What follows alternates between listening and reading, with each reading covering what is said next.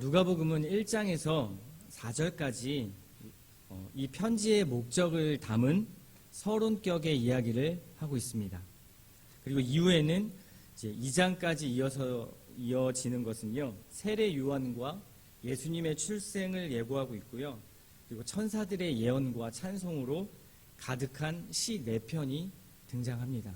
누가복음 1장과 2장에 이런 것들이 쭉 등장을 하고 있는 것이죠. 그리고 누가복음은 시작부터 엄청난 고백이 담긴 노래로 이제 시작을 하고 있는 것인데요. 그 노래의 내용이 바로 그토록 우리가 오랫동안 기다려왔던 하나님의 약속, 그 약속이 응답될 것을 보여주는 노래로 소개되고 있습니다. 그토록 이스라엘 백성들이 원했던, 그리고 또 우리가 원하고 있는 하나님의 약속이 응답되는 그러한 것들로 이 노래의 내용이 가득 차 있습니다. 그래서 이 노래 안에는요, 풍성한 구약의 어떤 예언적인 그런 메시지들이 담겨 있고요. 그리고 이것이 사실 누가복음의 핵심 주제이기도 합니다. 그래서 1장을 자세히 보는 것이 우리에게 굉장히 중요합니다. 여기서 나오는 마리아의 찬가 많이 들어보셨죠? 그리고 사가랴의 노래, 그리고 2장으로 이어지는 천사들이 목자들에게 나타나서 불러주는 어떤 예언, 찬양은 그 내용이 이렇습니다. 구원자가 반드시 필요하고 그 구원자는 예수 그리스도이시다 라는 사실입니다. 누가복음이 시작하면서 이러한 노래로 가득 찬 이유, 그리고 이들이 메시아를 그토록 기다리는 이유, 그 이유가 무엇일까요? 그들에게 메시아란 어떤 의미를 가지고 있는 것일까요?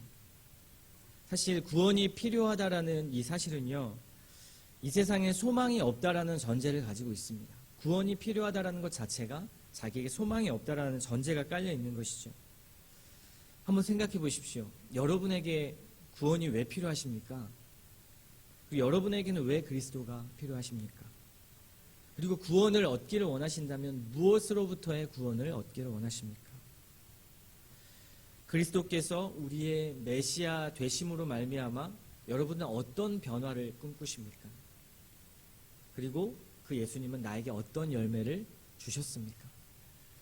이것은 굉장히 큰 질문이기도 하고요. 우리가 매일매일 해야 되는 질문이기도 합니다. 누가복음 1장과 2장에 등장하는 이 노래가 좀 더 우리에게 와닿도록 느끼려면 사실 이스라엘의 역사의 돋보기를 좀 가까이 대볼 필요가 있습니다. 1장 4절이 서론이라고 말씀을 드렸는데요. 이 서론 뒤에 본격적으로 시작하는 본문의 시대적 배경, 그 시대적 배경을 알아야 이들에게 왜 메시아가 필요하고 구원자가 필요한지를 알 수 있습니다. 1장 5절에 먼저 돋보기를 한번 대보십시오. 말씀을 보면 유대왕 헤롯 때라는 말로 말씀이 시작하고 있습니다. 유대왕 헤롯 때에. 그리고 2장 1절로 가보면요, 거기에 또 한번 돋보기를 대보면 가이사 아구스토가 인구 조사를 명하고 있다는 배경을 제공해주고 있습니다. 유대왕 헤롯 때에, 그리고 아구스토가 인구 조사를 할 때, 이스라엘의 역사를 보면 바벨론에게 멸망을 했죠. 남유다가요. 북이스라엘은 아수르에게 멸망을 했습니다. 그런데 하나님께서 그들을 회복시키셔서 바벨론에서 포로에서 귀환을 하게 해주도록 하셨습니다. 그리고 스룹바벨에 의해서 성전을 다시 재건했죠. 하지만 형편없는 성전을 재건했습니다. 그리고 실질적인 성전이 회복된 것은 아니었습니다. 결국 그들은 회복하지 못하고요, 이스라엘 백성들은 헬라 제국의 지배를 받게 됩니다. 그리고 이후에는요, 로마가 세계 패권을 잡았을 때, 그때 로마의 속국이 될 수밖에 없는 그러한 신세가 되었습니다. 계속해서 이스라엘은 우리가 회복한 줄 알았는데 회복되지 않은 자신들의 모습을 보고, 그리고 하나님은 도대체 어떤 분이신가라는 고민들을 했을 것입니다. 그때에 헤롯이라는 사람은 로마라는 패권 국가의 앞잡이 노릇을 하는 사람이었습니다. 당시 그 로마라는 거대한 제국의 삼두 정치 속에서 가이사르 옥타비우스라는 사람, 그 왕, 나중에는 이제 아우구스투스라는 그렇게 이름이 불리웠던 이자에게 아첨을 하기 시작하죠. 그리고 그 아첨을 통해서 속국 이스라엘이라는 나라를 다스리면서 34년간이나 그 권세를 유지했습니다. 그리고 그 당시에 로마가 외쳤던 팍스 로마나를 함께 흉내내며 외쳤던 사람이 바로 이 헤롯이었습니다. 이렇게 자신의 국가를 팔아먹고 아첨하는 자가 왕이 되어서 살아가는 이스라엘의 모습은 어땠을까요? 헤롯은요, 자신의 충성을 늘 입증하기 위해서 카이사르라는 이름을 빌어서요, 가이사랴라는 도시를 만들었습니다. 황제의 이름을 따서 도시를 만들었고요. 그리고 이교도의 신전을 무수하게 만들었습니다. 그리고 심지어 황제의 신전까지 만들었던 사람이 헤롯이었습니다. 자신의 위치와 지위를 확보하기 위해서, 안전을 갖기 위해서 백성들의 안전을 빼앗았고요. 그리고 백성들의 고열을 짜내면서 이러한 건축물들을 만들어가기 시작했습니다. 로마를 흉내내고 싶은 마음에 항구 도시를 만들었고요. 그리고 그들의 문화를 빌려와서 원형극장과 같은 것들도 만들었습니다. 헤롯 주변에는 어떠한 사람들이 몰려들었을까요? 당연히 그 힘에 빌어붙어서 안전을 찾고 싶은 사람들. 그래서 그 사람들은 헤롯에게 아첨하기 시작했고요. 그로 말미암아 기득권층이 형성이 되었습니다. 그리고 헤롯과 함께 로마에 붙어서 이제는 그 속국이라는 그 속국 속에서 어떤 기득권이라는 그 모든 특권을 독점하기 시작했습니다. 예수님께서도 그런 말씀을 하신 적이 있죠. 헤롯의 누룩을 조심하라. 그 말씀이 바로 이들을 두고 하신 말씀입니다. 헤롯은 로마의 문화도 수입해서요, 검투사 경기와 그리고 음란한 연극도 공연을 하기도 했습니다. 사실 거룩한 이스라엘 백성들, 율법 속에 있었던 이스라엘 백성들에게는 감히 상상도 못하는 일들이 그들의 눈앞에 벌어지기 시작했던 것입니다. 그리고 거기에 영향을 받기 시작했죠. 헤롯의 문제는 이뿐만이 아닙니다. 그는 8명의 아내 중에 한 아내를 죽였습니다. 그리고 그녀가 낳은 아들과 장모까지 살해했고요. 그의 형제들까지도 모두 몰살시키는 그러한 사람이었습니다. 그리고 자신의 첫 아들도 죽이죠. 예수님 때문에 베들레헴에서 태어난 영아들을 모두 죽이라고 명령했던 헤롯의 어떤 그런 악행을, 이런 모습들을 통해서 한편으로는 이해할 수 있습니다. 아, 원래 이런 사람이었구나, 이렇게 문제가 많은 사람이었구나 라는 것을 알 수 있습니다. 기득권층에, 즉 이 악행에 가담하는 부류의 사람들에겐 번영과 쾌락을 제공해 줬지만 실제로 수많은 이스라엘 백성들이 불안을 겪었고 늘 위험에 도사렸고 이러한 악한 영향력 속에 살아가는 세상이 그 시대였습니다.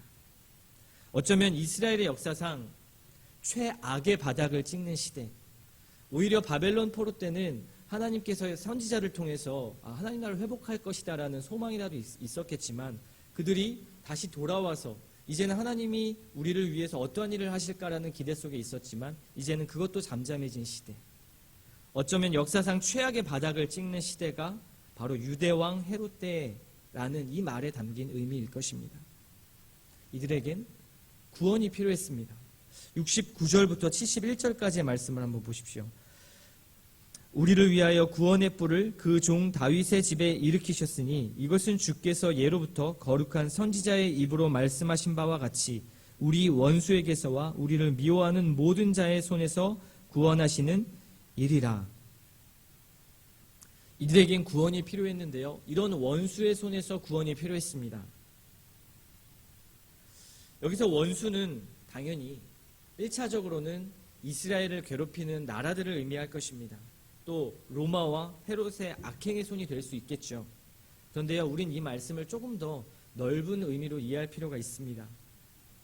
악한 세력의 통치를 받는 삶을 한번 생각해 보십시오. 이스라엘 백성들의 입장에서요. 쉽게 말하면 하나님을 떠난 세상, 원수의 손은 하나님을 떠난 세상을 말합니다.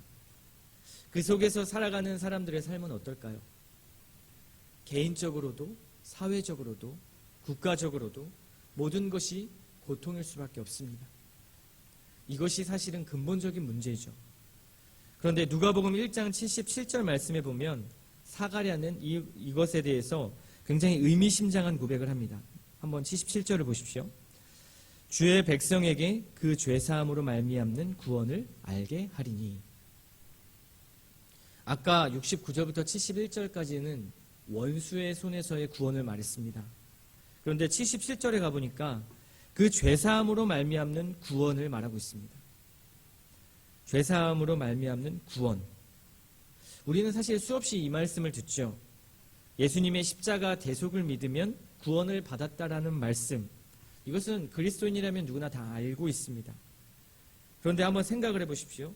죄사함을 받는다는 것과 원수의 손에서 벗어난다라는 것, 이것이 구원이 된다라는 것이 사실 좀 연결이 잘 되지가 않습니다. 이 의미가 무엇일까요? 지금 사가랴의 노래 속에는 구원이 필요한 근본적인 원인은 죄의 문제에 있다라는 것을 말하고 싶어 하는 것 같습니다.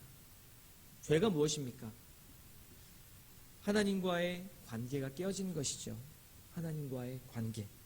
그렇다면 지금 일어나고 있는 세상의 모든 문제들, 끔찍한 세상, 이기주의와 물질주의, 그리고 생태계 파괴, 기후의 문제, 이런 것까지도, 그리고 우리의 개인적인 모든 문제까지도 그 근원적인 문제는 바로 하나님과의 관계에 있다라는 것을 말하는 것입니다. 하나님과의 관계가 깨어졌기 때문에 세상은 악한 통치를 받을 수밖에 없고 하나님으로부터 멀어졌기에 그 모든 관계가 깨진 것이다라는 것을 말하는 것이죠. 여러분에게는 어떤 문제들이 있으십니까? 그 문제의 본질적인 원인들을 한번 생각해 보십시오. 꼬리에 꼬리를 물고 올라가면 결국 하나님 앞에 설 수밖에 없게 됩니다. 그리고 하나님과 내 자신의 관계를 돌아볼 수밖에 없게 되는 것이죠. 그리고요, 그 하나님을 봄으로 자신을 발견할 수밖에 없고요. 그리고 하나님 앞에 서 있는 이 깨진 세상을 바라볼 수밖에 없게 되는 것입니다. 그래서요, 우리는 신앙생활 속에서 늘 이 하나님과의 관계를 체크하는 것이 중요합니다. 하나님 앞에서 나의 존재를 정직하게 바라보는 것. 우리 지난 주일에도 말씀을 나눴죠. 시편 8편의 말씀으로 하나님 안에서 하나님의 시선으로 우리 자신을 바라보는 것입니다. 이런 안팎의 문제 속에서 우리는 소망 없는 세상을 경험합니다. 그리고 그 소망 없는 세상 속에 또 자신의 모습을 발견합니다. 이런 문제 속에서 자신을 발견하는 것, 세상을 보는 것이 너무 중요한데요. 오늘 누가복음 1장에서는 이러한 깨진 세상 속에서 그리고 자신의 어떤 연약한 모습 속에서 하나님을 발견한 사람이 소개되고 있습니다. 1장 48절의 말씀입니다. 그의 여종의 비천함을 돌보셨습니다. 보라, 이제 후로는 만세에 나를 복이 있다 일컬으리로다. 바로 예수님을 잉태한 마리아입니다. 여기서 마리아는요, 자신을 비천하다 이렇게 표현합니다. 복음 앞에서 가장 중요한 것이요, 자기 자신이 얼마나 비천한 존재라는 것을 깨닫는 것, 이것이 굉장히 중요합니다. 마리아는 어떤 사람이었을까요? 그녀는 갈릴리라는 어떤 유대인에게 가장 무시받는 지역, 변방 지역에 살았던 사람입니다. 그리고 여성이었죠. 그리고요, 마리아는 여기서 요셉과 함께 소개가 되고 있는데, 잘 보시면 요셉은 가문이 소개가 되고 있는데 마리아는 가문이 소개가 되고 있지 않습니다. 이걸 보면 아주 미약한 가문이었다는 사실을 알 수 있습니다. 마리아는 그리고 여성이었고요, 14살, 15살 정도밖에 되지 않는 어린 나이의 소녀였습니다. 그녀는 정치적으로도 사회적으로도 또 가문적으로도 모든 면에서 자신을 스스로 보호할 수 없는 아주 미약한 그러한 사람이었습니다. 어떤 면에서 보면 인간의 가장 무력한 상태를 보여주고 있는 사람이 바로 이 마리아라는 소녀였습니다.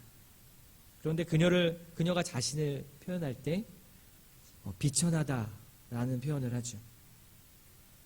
사실 여기서 비천함이라는 이 단어는요, 마리아뿐만 아니라 사실 모든 인간을 이렇게 대변해주는 단어라고도 할 수 있겠습니다.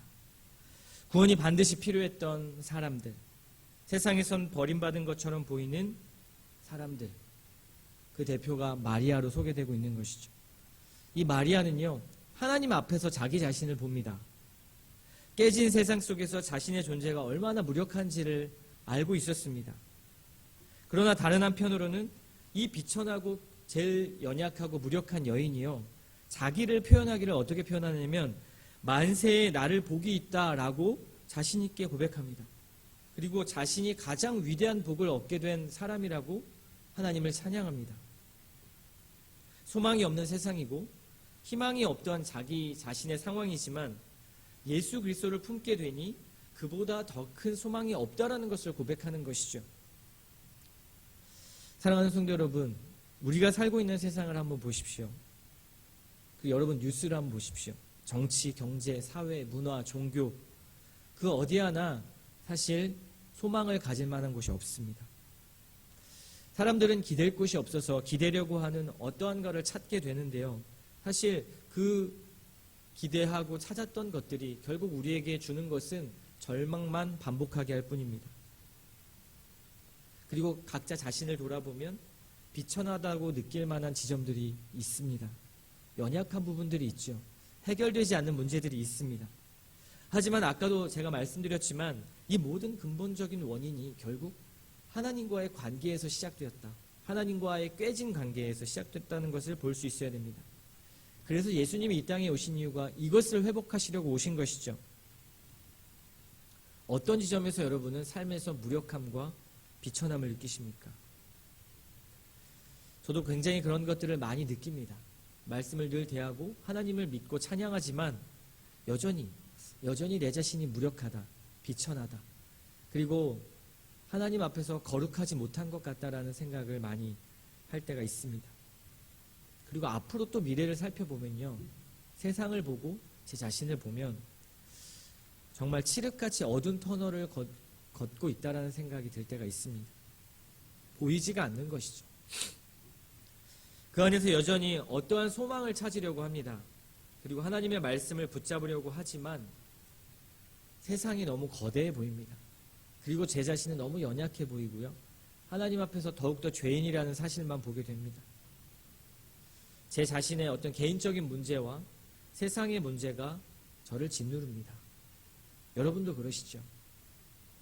말씀이 나를 움직이는 것처럼 보이지만 사실 우리를 움직이는 것은 결국 돈의 문제와 자녀의 문제, 부부의 문제, 건강의 문제들이 나를 움직이게 만듭니다. 그것에 더 안전한 것을 확보하려고 망대를 세우고 성을 세우고, 그리고 그것을 통해 내 자신을 변화시키는 어떤 여러 가지 일련의 일들을 우리는 매일매일 경험합니다. 그리고 말씀 앞에 서보면 좌절하죠. 나는 어떤 사람인가? 아무리 계획을 세우고 토양을 다지려고 해도 그때마다 세상의 폭풍과 파도가 덮쳐서 그것을 모두 다 헤집어 놓습니다. 계획해서 세워놓으면 다 무너뜨려버리고 마는 것이죠. 한마디로 정리하면 내 마음대로 삶이 이루어지지 않고요, 말씀대로도 못 사는 것 같은 느낌을 받습니다. 아무리 성경을 보고 기도를 해도 변하지 않는 것과 같은 세상, 그 현실에 답답하죠. 이것이 사실 이스라엘 백성들의 마음 아니었겠습니까?